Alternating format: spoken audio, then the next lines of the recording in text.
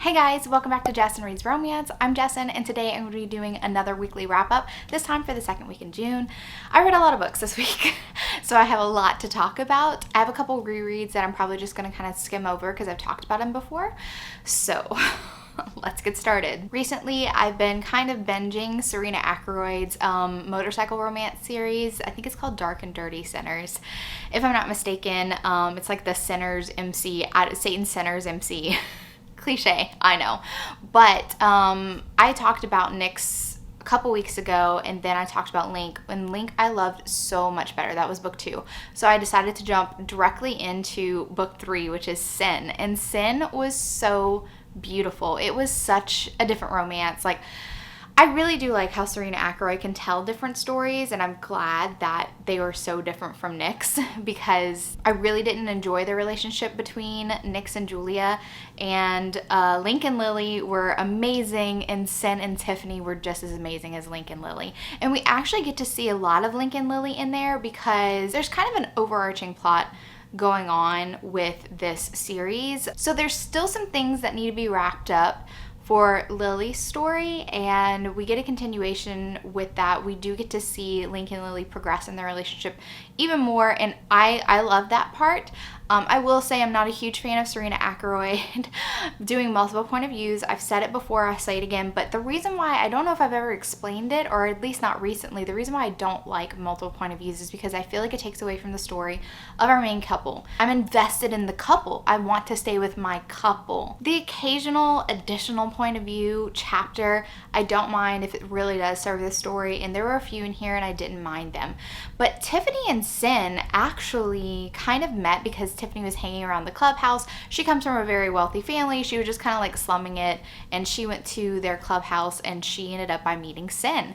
And they just kind of had this like connection, this attraction. And Sin actually invites Tiffany to his house because he is one of the few brothers who have a house separate from the clubhouse. Most of the motorcycle club members, they have their own room at their clubhouse, but Sin's like, I like to have my own space. And so he takes her there, and they just have like a wonderful moment, bonding moment, where they're just like looking at the stars, watching the sunset, talking about their connection that they feel, and they both want to keep it casual. They know that, you know, they're from two different kinds of worlds. He knows that he can never be with somebody like Tiffany, where her father is like super wealthy, and she knows that her father like would definitely not approve. She's been very coddled and she's a little bit spoiled, but her attitude is amazing. She has a degree in psychology, but she never actually started to practice it or anything. And that'll come into play later, and that's why they have such a link with Lily, because Lily is her best friend. This book is so freaking sweet. I love the development in the relationship between Sin and Tiffany, and it literally is so heartwarming seeing them together. They're kind of conducting it in secret. They mostly hang out at his house so that none of the club members know that Sin is with Tiffany. You definitely see how the events of Nyx and Link affect Sin and Tiffany's relationship, because Sin was the person who was supposed to be guarding Julia. So in Nyx, Julia gets attacked by this guy. Sin was supposed to be guarding Julia, and we find out why he left. We found out what went on. It had something to do with Tiffany. So it's just a very interesting kind of like full scope kind of picture, and I really like this type of thing. All I can say is that the relationship between Sin and Tiffany was absolutely beautiful. There is a trigger warning, which might be considered a spoiler just because of the structure of the plot. So if you don't want to be spoiled for something, then you don't listen to this trigger warning. I know I'm being very vague, but I don't want people to get mad at me for saying this, but also I want the trigger to be there for people who have this trigger or would like to be forewarned. So there's your warning. I'm going to put a little trigger warning thing right here. There is a trigger warning for loss of a child. Tiffany is pregnant and she does lose the child. And it doesn't happen until towards the end. She is pregnant for a lot of the book, which I kind of expected it because it was like this build up. They were like so excited about having a baby, and I was like, I feel like something's bad's gonna happen, and it did. And she wasn't very far along in her pregnancy, but that does not minimize the hurt that she felt. But I just wanted to get that out there because if somebody did not want to read about that or wanted to just skip this book because of it, because it would be too painful, I totally understand, and I wanted that trigger to be there for you. So in trigger, I definitely gave this book 5 out of 5 stars. It was just beautiful. It was beautiful. I love it. Next, I reread Say Yes to the Duke by Eloisa James. This is the 5th book in the Wilds of Lindo Castle. I've already talked about these books because I did a whole binge of it during the month of May, so you can go check out that weekly wrap-up if you want to know more detail. But this is kind of like an opposites attract. Viola is very shy, and the Duke of Devon is kind of a little bit of an asshole. She overhears some things that he says about her, which causes her to be able to kind of like bypass some of the normal anxiety that she has around men, because she's just like, well, why do I care what he thinks? He's obviously an asshole. And in turn, her being not afraid of him because of what she overheard him saying intrigues him, because she is sparring with him and he's like, you are absolutely not a mouse, not like what I heard about you. And I think that this book is incredibly romantic. I love all the wilds. This is one of my favorites in the series, and I gave this book 5 stars, obviously. Next, I read Snow by Sophie Lark. I wanted to binge this Underworld series by Sophie Lark because it's gonna have some tie-ins with her Kingmaker Chronicles or Kingmaker series, which is her new adult series that she's currently writing, and some of these characters are gonna show up. Snow is definitely going to show up, I'm pretty sure, in The Bully, so I definitely had to read this one after I read the first one, Ivan, for the Mafia Romance Readathon. Snow is so great. He is an underground fighter. He wants to make it big in MMA fighting. His big dream is to fight in Madison Square Garden, and the heroine, Sasha, has been going to school. She wants to be a doctor, and her father owns this restaurant, and her sister's also in school, but after she graduates and she's in like her residency, she's supposed to be in her residency as a doctor, she finds out that her father is deep in debt to this mafia boss. He had borrowed some money because her mother comes from a very wealthy family. They don't have as much money as what her mother's accustomed to, and so her father has been kind of getting into debt because of her mother's spending habits. So Sasha takes it upon herself to go to this mob boss that her father owes a ton of money to, more than they could ever think to repay, and offers her services. Like, I don't want my dad to be indebted to you. Like, I'll take his payments. I'm a doctor. I could help you. And he's like, perfect. I will totally take you up on that offer. Your dad's still going to run the restaurant for me. And basically, it's going to be my restaurant now. So Sasha is required to basically jump on command. If her cell phone is ringing, then she needs to go do whatever they want her to do in relation to fixing up some of their men. And sometimes she's doing some wet work where she has to dispose of a body. It is very, very hard on Sasha, but she is such a trooper. She is doing this for her family. But in the course of this, there are all these underground fights, and this mob boss in particular likes to bet. He likes to kind of gamble. And there's another, because they're in Russia, there's like a bunch of different mafia families that kind of work all around. Then there's the big one, the Petrov and stuff. Anyway, Sasha is present during one of Snow's fights, and she actually gets to attend him, and there are some sparks flying, and so they keep kind of running into each other. They actually run into each other just while she's out with friends, and she ends up by spending the day with Snow. And it's beautiful. It's such a good romance. Like, this is very sweet and heartwarming. This is what I've been into lately. I like to read the motorcycle and the mafia romances, but I like them a little bit sweeter and a little bit with some less angst, at least when it comes to the relationship. For me, whenever I say less angst, it means that there's not a lot of internal conflict involved in their relationship. They're pretty good. There's some outside conflict that's really affecting them, and it's nothing to do with them as a couple. Like, they want to be a solid couple, and it's just other things going on out of their control that is moving the story forward.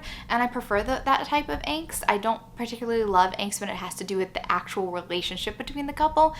That is how I explain. So to me, these feel lighter, but like, she does have to legit dismember a body, so I mean, it still has mafia stuff in it. Next, I read Roman, which is the next book in the Underworld series, and these are all very loosely connected. Some of them more connected than others. You'll see the further I get into the series and I talk about it, but Roman is a kind of bully romance. It's a sort of a bully romance because Roman and Mila went to the same very exclusive college, very expensive college, and his family, his father, is the head mafia boss in Paris, Russian mafia boss in Paris. He takes an instant dislike to Mila. There's a scene where they all go on like a ski trip and they're competitive. She challenges him to a race. She ends up by beating him, and he hates that. And years later, they run into each other. She's a journalist. She just got this job in the magazine. He is trying to open this casino that his father really wanted them to open. He wanted their business to be more legitimate and stuff like that.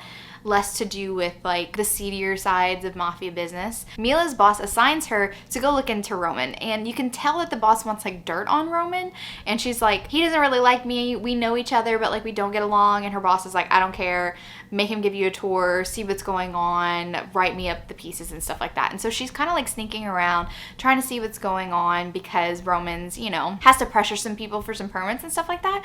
And then their relationship just naturally develops. It's like that hate to love type of thing where they don't like each other, but like they have this insane chemistry. And I really did enjoy this one. But later on down the line, there's another book that's really connected to Roman called Anton. And it's actually about Roman's half-sister, and her husband in Roman is Anton. So Anton is about Roman's sister, and so it's weird, the timeline, because I feel like Anton should be read before Roman. While reading Roman, I felt like I was kind of missing the family history. He goes over it, he says, oh, I didn't know I had a half-sister, whatever, until a couple years ago, yada yada yada, family history. And I was like, this feels like they have a story, and guess what they do? So it's just it's weird that Roman in this series, because I got the bundle, so I'm just reading the books in order that they come in the Sophie Lark Underworld bundle.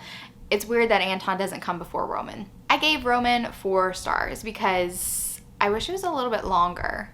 I don't know. I did like it, but it just wasn't as great as Ivan and Snow, in my opinion. Next, I read Real by Kennedy Ryan. This is one of my most anticipated reads of 2021. I love Kennedy Ryan. I have a weird thing with new releases with Kennedy Ryan. I kind of get anxious about it and anxious about opening up the book in the first place. It took me the longest time. I actually didn't read Real until the next day because I was nervous, because Kennedy Ryan likes to rip your heart out. I will say that Real is, I don't want to say lighter, but on a Kennedy Ryan scale of angst that she includes in her books, I feel like this was such a beautiful romance, and it doesn't have the same amount of angst as I would say the Grip series has or the Kingmaker series has and stuff like that. It was so beautiful. Like I was reading it and I was messaging Crystal because Crystal had received an arc, and so I was like, girl, I'm going to be sending you all kind of messages whenever I start reading. And I was telling her how beautiful the story felt. I think that Kennedy Ryan not only is a great storyteller, but she's great at creating these characters who you feel an instant connection with. Like you're just like, wow, this is like a person. Like this is somebody that I know. This is somebody who I can empathize with. And it's like you get so sucked into their lives and what their passions are, because Cannon is a famous director, and his mother was a photographer, and he had to kind of take care of his mother as she struggled with MS. His first documentary, which he got lots of acclaim for, was about his mother's journey with MS.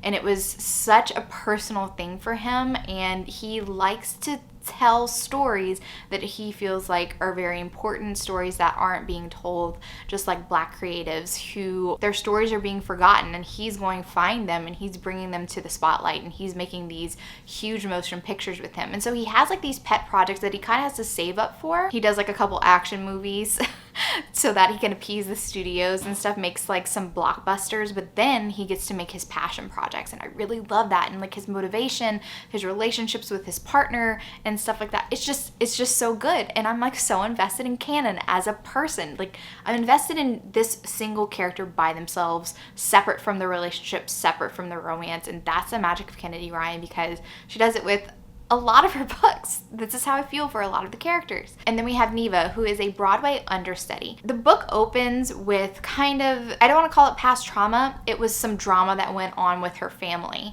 She comes from a small town in, is it South Carolina? I want to say it's South Carolina. I forgot about that one. But she comes from a small town. She is always into theater, always into drama, and she does get a scholarship, and it was going to require her to move states. But she does have a fiance. They're kind of high school sweethearts, and her fiance kind of doesn't want her to move, kind of wants her to stay here, and she's kind of debating, like, do I want to move? Do I want to do a long distance relationship? And she is on the cusp of rejecting her scholarship to stay with her fiance. And then she finds out, and this is not a spoiler because it happens literally, the first thing that ever happens in this book is this. She finds out that her fiance was cheating on her with her sister, and her sister is now pregnant.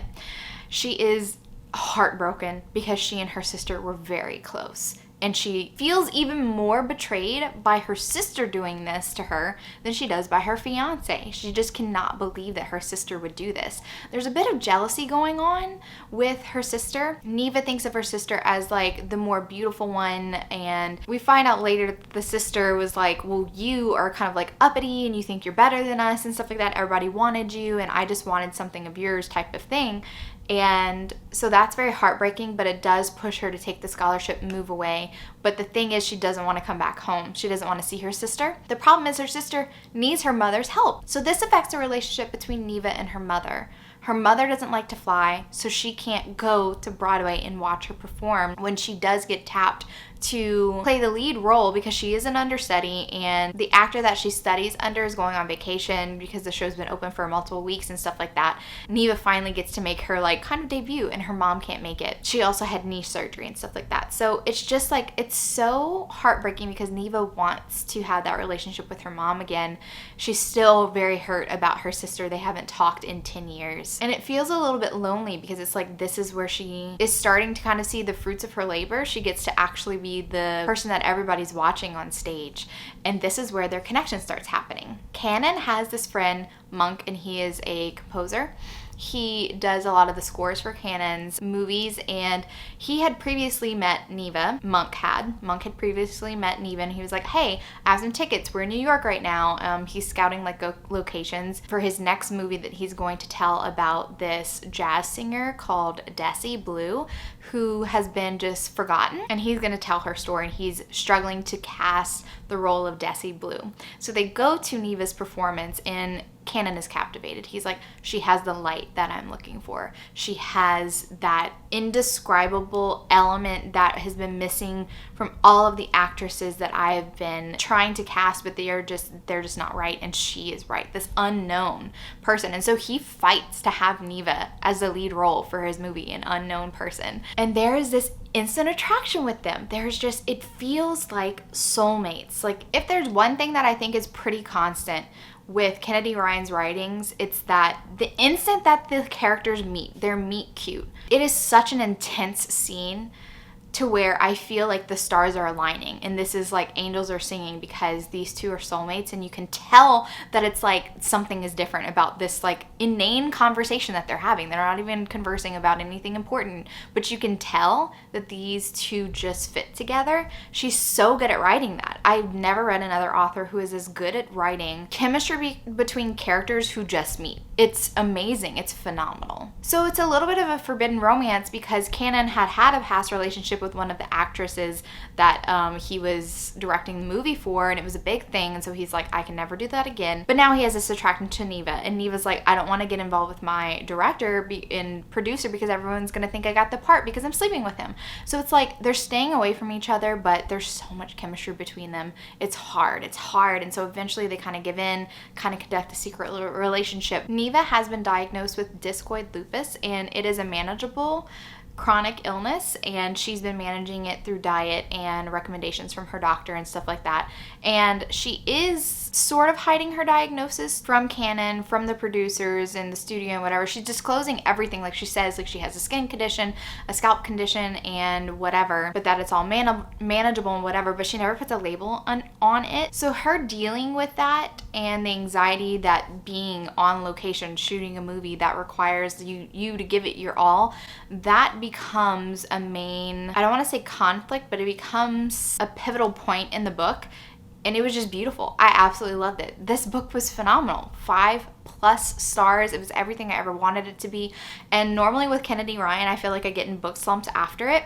And Crystal said she was in a book slump because it was just so beautiful. It was like, what can I read after this? But I was on such a high. I was just like, this was amazing. And I felt so good after reading it. It was beautiful. Kennedy Ryan's amazing. Next, I read Dom by Sophie Lark. This is the next book in the Underworld series. And Dom is the brother of Ivan, the first book in the series. I love this book so much. It's a forbidden romance, kind of like Romeo and Juliet, because Laura, she is the daughter of the new police commissioner in St. Petersburg. And there's something going on with her because like she's not allowed to leave their flat. They just recently moved to St. Petersburg, and he doesn't want her to go out in public. He doesn't want her to dress, he wants her to dress like conservatively and everything. And she is pretty much depressed at having to be in this flat all the time. There was an incident where he was going to like this event with all like the governors, whatever, and he had to go to an event, and he brought her to the police station to be looked after by somebody that he trusted. And while she was there at the police station, it got robbed by the Petrovs, because this police commissioner has been a thorn in the Petrovs' ass, busted them, took their supplies, their drugs or whatever, and Dom is heading up the mission to get back these drugs, and it's at the police station. So while they're there, Laura's there, she kind of gets caught in the crossfire. She gets taken briefly as a hostage, but they do drop her off at the police commissioner's ball or whatever to just warn her father, being like, look, we got our stuff back. We also found something of yours. Like, don't mess with us, buddy, because we could have taken her. We could have harmed her. He's even more strict about her not going out, but she's just like, it doesn't even matter. I got kidnapped at the police station. Like, I just need air. I need to breathe. I need to walk around the city. He's like, you can't go far. Fine, you can't go far. Well, she has been dying to go to the museums around there, and she one day goes to the museum. Dom sees her as he's just about town, and he recognizes her, of course, and he is so intrigued by her. He follows her, and they kind of have a meet cute because someone tries to steal her purse, and he saves it. And so he just kind of introduces himself as like a normal guy.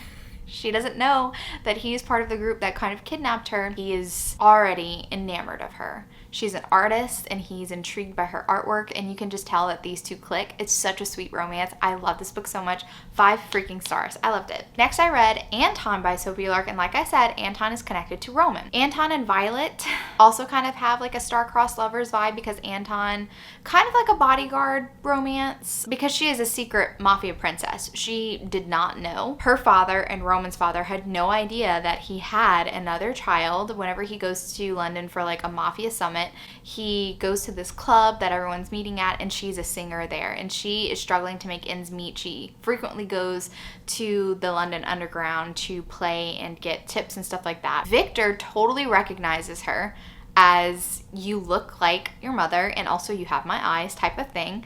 And so this is where she discovers that she's a secret mafia princess. And Anton is actually his right-hand man.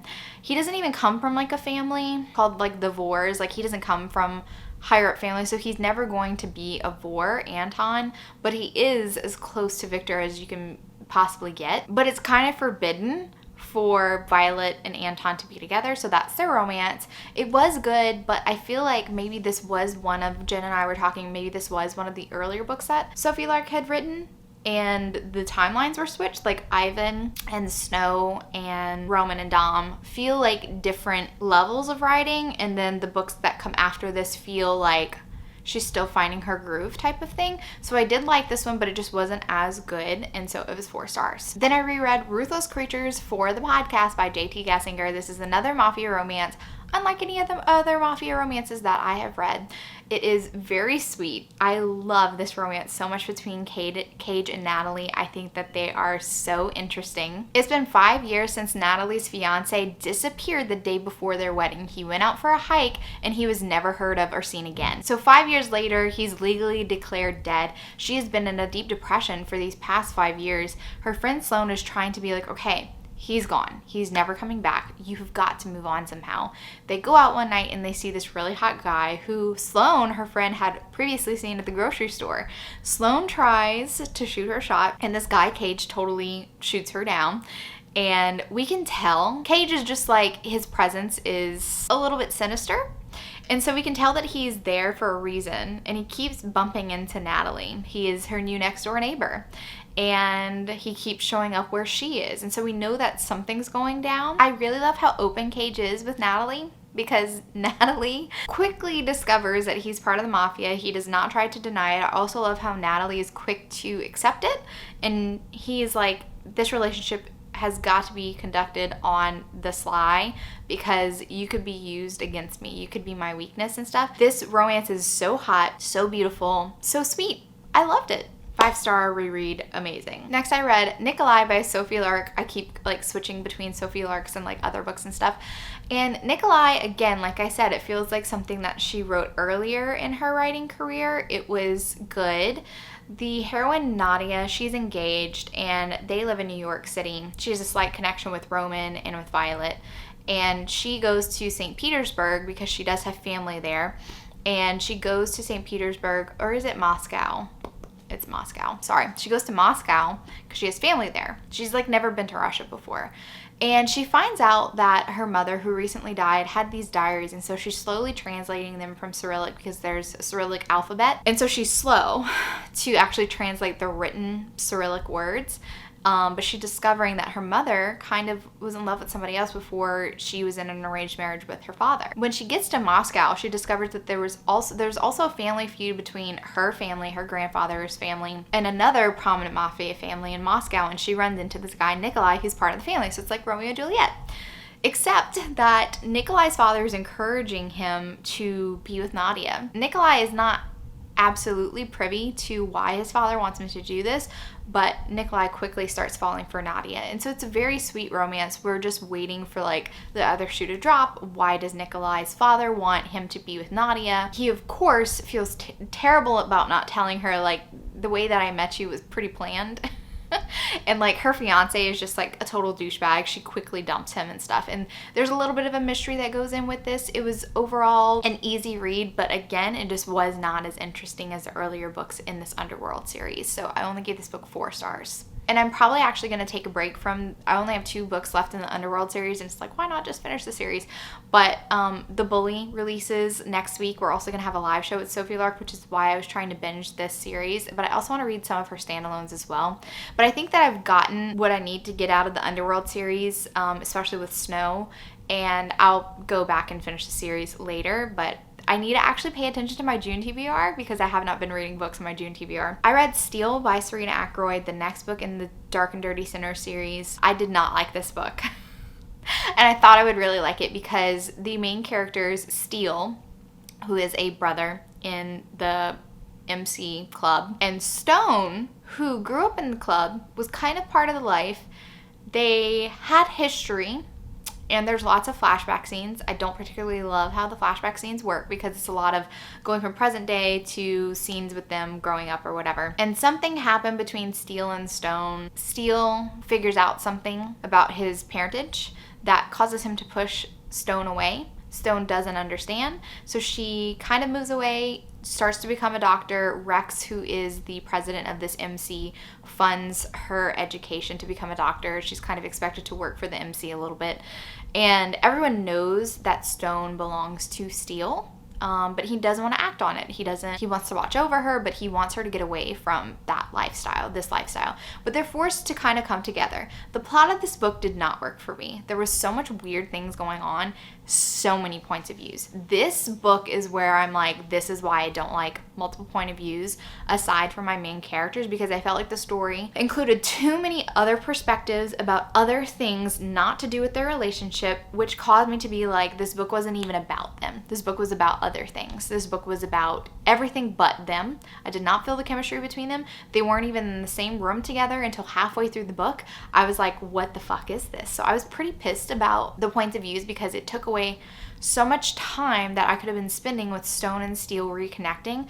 But like I said, half of it was Stone living in another city and stuff was happening to her, and Steel was just kind of like, oh no, I couldn't protect her. Let's try to protect her. Let's try to figure out where she is and stuff like that. It was just like, no, I don't care about the relationship that they had whenever he was like 17 and she was 15, and I don't care about that because I want to know what they're like now. They're in their 30s. She's like 34? 32, 34. They haven't seen each other for a long time, 15 years.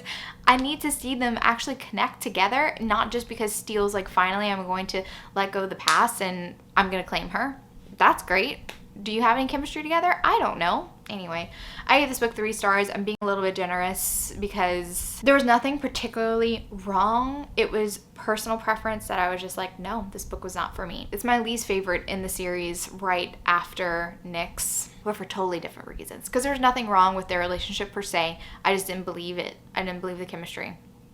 Now, finally, I'm getting into books that were actually on my June TBR. I I was like, I need to binge some books this weekend that I'm supposed to be reading. So I read The Fourth Time Charm by Maya Hughes, and this was my random KU spinning wheel pick, and I have read the previous books in the Fulton U series. They're new adult, they're college romance, and they're sports romance, all football romances. I said romance 5 times. I'm so sorry. The main characters are Marissa and LJ. LJ is a football player. He's a linebacker, I believe. And Marissa's the daughter of the coach. And I totally forgot about this connection because I'm pretty sure they were brewing in the background. They're best friends. They grew up across the street from each other and they've been literal best friends for years. But Marissa's father, who she does not have a good relationship with at all, is very overprotective of her and pretty much threatens LJ. Does not like the fact that LJ is with his daughter, even though it's made very clear that they're only best friends. He is definitely giving LJ a hard time, not playing him, not starting him, and this is his senior year, which is important because he's expected to go into the draft and his playtime affects his draft eligibility and whatever, all that jazz. Both Marissa and LJ have been pining after each other for years, and it's mutual pining, but stuff is holding them back from one another. LJ because he's like, it'll happen for us, but after I graduate college so that her dad can't affect my football career. He really wants to get a great contract in the NFL because he wants to help his family. He has a lot of siblings. They had 4 kids and they kind of struggled, his parents, but they were great parents. But he wants to pay that back. He wants to have enough money to help his parents, help his sisters out. And so that's really important to him. And Marissa likes to travel, likes to study abroad. She has like these programs. She had gone the summer before their senior year in college, a study abroad program, and she becomes his roommate. She becomes LJ's roommate because something happened to her own apartment. So they're in forced proximity. They kind of become fuck buddies, but they both have feelings for each other, but nobody wants to admit it. And there's so many misunderstandings that happen in this book. I was very completely bored by this. And usually I love friends to lovers romance, but I was so bored by this book. I was skimming a lot because it was a lot of one person says a line and the other person interprets that as, oh, they don't have feelings for me, so I'm also going to respond with something that is completely untrue so that I don't look like I'm in a one-sided relationship. I'm the only person who has feelings in this situation, which creates more understandings. I don't like that, and that's basically the majority of what happens in this book. Also, Marissa's father is an asshole. I really felt for Marissa, and the thing that happened, the revelation that happened in the end, does not make me like him anymore. So I don't know. Like I said, nothing was like offensive about this book or anything. It just was not for me. It was very boring. So I'm only gonna give this 3 stars, more like a 2.5 stars because I really didn't enjoy it at all. But I'm bumping it up to 3 because I'm being nice. Then I read Punk 57 because if you didn't notice, the last few books that I read, I was like not enjoying them, and I was in desperate need of something to pick me back up. I needed something to be a 5 stars, and so I was like, okay, I'm picking up Penelope Douglas. I have been procrastinating reading this book for like years, and I finally picked it up, and I pretty much stayed up all night on Friday reading this book. Misha and Ryan were assigned whenever they were in elementary school to write to each other. They're from different schools, and they kind of thought that since they have such unusual names, Misha and Ryan, they thought that Brian was a boy and they thought Misha that was a girl. Anyway, that's how they got paired together, but they have been conducting this relationship, this friends relationship, writing to each other, never actually meeting, and now they're older. They're 17 and they're 18 years old. Misha writes lyrics for his band, and one night there's this party and he thinks that he sees Ryan, and he doesn't know if she knows who he is, like recognizes him. They kind of had this mutual agreement to not look each other up on social media and stuff, now that they're older and social media is a thing. And it's just, I love their first meeting because Misha's the only one that knows, like, I'm meeting Ryan. Then something tragic happens, which causes Misha to not write back to Ryan. So Ryan is continuing to send him letters through the mail, and she's not getting any back, and she is kind of wondering what the hell's going on. Then we get into Ryan's point of view, and we discover that all the stuff that she's writing, Misha had kind of had a picture of what Ryan was like in real life, expecting to have this like artsy girl, and then he sees kind of like this preppy girl. Ryan, when she was little, struggled with fitting in, and it made her kind of become a bully. And I really found this very intriguing. At the end of this book, Penelope Douglas has a note saying that writing an unlikable heroine is always like a gamble, because the majority of romance readers are women, and we usually try to self-identify with the heroine of the story, put ourselves in her place, and it's hard to see a heroine acting in a way that we wouldn't like. And the stuff that Ryan does, the stuff that she does in the name of not wanting to be the butt of every joke, not wanting to be the person who doesn't fit in, makes her become somebody that she is not very proud of. I think that it was done very well, though. I thought it was done so well. And so this guy ends up by showing up to her high school. He just shows up, and he looks like a punk rocker dude with tattoos. He's very intriguing, and we know that this is Misha, but he's under another name, like he's using another name. So everyone thinks Misha's name is Mason, and his reason for being at the school is kind of a mystery. What makes this book so compelling is that we know that Misha knows who Ryan is, and Ryan has no idea who Misha is. And Misha is he feels a little bit betrayed seeing how Ryan is in everyday life. Nothing like the girl who writes. And we know that Ryan wants to be the girl in the letters, but she just can't let herself be. So this is a bit of a bully romance. And the thing is, Ryan is a bully herself to other people. She's trying to fit in with the in crowd who are horrible people. And Misha is also bullying Ryan, giving her a taste of her own medicine. So it's very intriguing. I thought this book was phenomenal. I loved it so much. 5 freaking stars. And I'm so glad that I finally read it. And lastly, I promise this is the last book that I'm going to wrap up. I read Stone Princess, which is the 3rd book in Devney Perry's motorcycle romance series. I loved the first book. I really enjoyed the second book, but it had some very tough things to read about in the second book because I cared about the characters that were hurting. And so after reading the second book, I hadn't picked up the 3rd book. I planned to kind of binge them, but I was a little drained after book 2, after Ribbon Night. So it took me a while to pick up Stone Princess, but I put this on my June TPR, and I'm so glad that I read it because it was so good.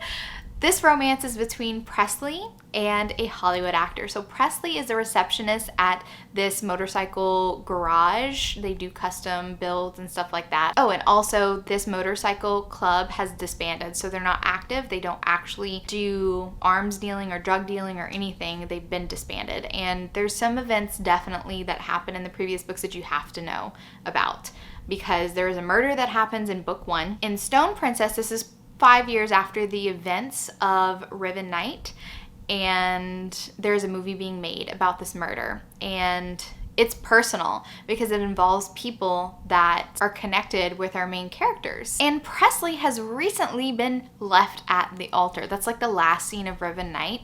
She was involved with this guy named Jeremiah for years. None of the people who worked at the garage, none of the former motorcycle brothers, they never liked him, and she stayed with him for some reason, even though Jeremiah had started to prospect for their rival motorcycle club. And I was like, that's a red flag right there. Anyway, the Warriors, the Arrow Warriors, whatever their name is, he ends up by leaving her, jilting her at the altar. He just never shows up to their wedding, and so she is very hurt by this. And then all these people from Hollywood are showing up in their small town to make a movie about one of her good friend Genevieve's mother's murder. So they're not welcoming to Shaw. Shaw is a Hollywood actor, Hollywood heartthrob. He's the producer of this movie, and he's also starring as the villain, also starring as the murderer. And he walks into the garage. He just wants to get a scope of things. They're not planning to shoot at the garage because they know that that's asking too much. They don't want to make them uncomfortable. They're shooting at like the motel, which is the scene of the crime, but he can't help himself but wanting to see these people in person. And Presley is totally unwelcoming, totally like, get out of here. But there's a connection between Presley and Shaw, and he keeps coming back for more and more and more. They see each other around town, and he's that type of guy that he's so charming that you can't help but like him, even when you want to hate him for reasons like him telling a story about people and events that you actually have experienced and which were very hurtful. And they're trying to move past all of those stuff, and so she wants to hate him so bad, but like she can't. He also ends up by buying the house right next to her because he doesn't want to stay at the motel for the 8 weeks that they're going to be there. And their romance is so cute. I freaking love this romance so much. There's still a little bit of drama with Jeremiah and also with her sister, that we find out how Presley grew up and her drama with her sister. And I'm pretty sure that we'll get some more information about her sister in the next book. I don't know. I love this book. I gave this book 5 stars. I really love this series. It's a very unique motorcycle romance series, mostly because there is no motorcycle club at this point. But they're all bonded because most of the people that are working at the garage were former members of that club. Very intrigued to see where this series goes because I feel like a lot of this overarching plot that's been happening with the first 3 books has been wrapped up right now. But we'll see. We'll see what's going on. Well, I say it's been wrapped up. Some new drama cropped up. Anyway, I digress. I will be continuing with the series. I don't know if I'll read the next book during this month of June. Like I said, I've been neglecting my original TBR. So my plan is to try to stick to as many of the books on my TBR currently. And then I'll worry about the other books that I want to shove in there. If you like this video, give it a big thumbs up, and if you're not already subscribed to my channel, make sure you subscribe to get notified on any future videos that I do. Thank you so much for watching, and remember, life's better with a little HEA. Bye guys!